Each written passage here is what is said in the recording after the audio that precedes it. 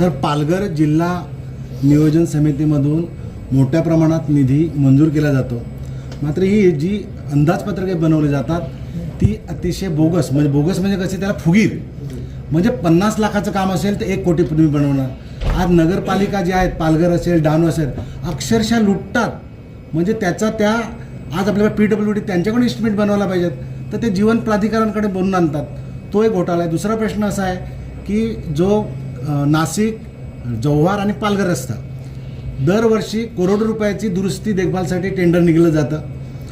त्या शिंदे मॅडम म्हणून आहेत, कोणत्याही पत्रकार असो कोणी प्रश्न केला किंवा फोन केला तर उचलत नाहीत, आणि ज्या ठिकाणी दुरुस्ती व्हायला पाहिजे, उपाययोजना व्हायला पाहिजे, त्या होत नाही. आजची आमची बातमी आहे की कधी सुधारणार असं. ती बातमी पण मला द्या, ऐकून घ्या.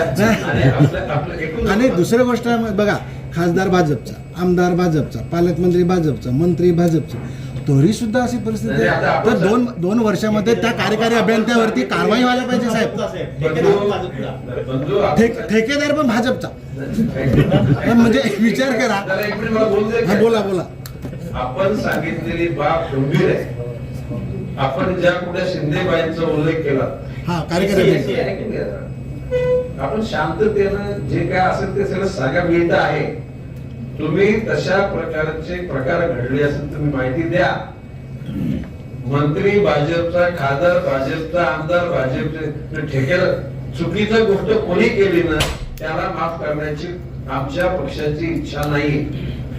आणि तुम्ही ती बाब निदर्शनास आणा. तो भ्रष्टाचार उघड नुसता करणार नाही, तर भ्रष्टाचार करणाऱ्या माणसाला त्याची जी काही अनुचित उचित जी सजा आहे ती सजा पण दिली जाईल.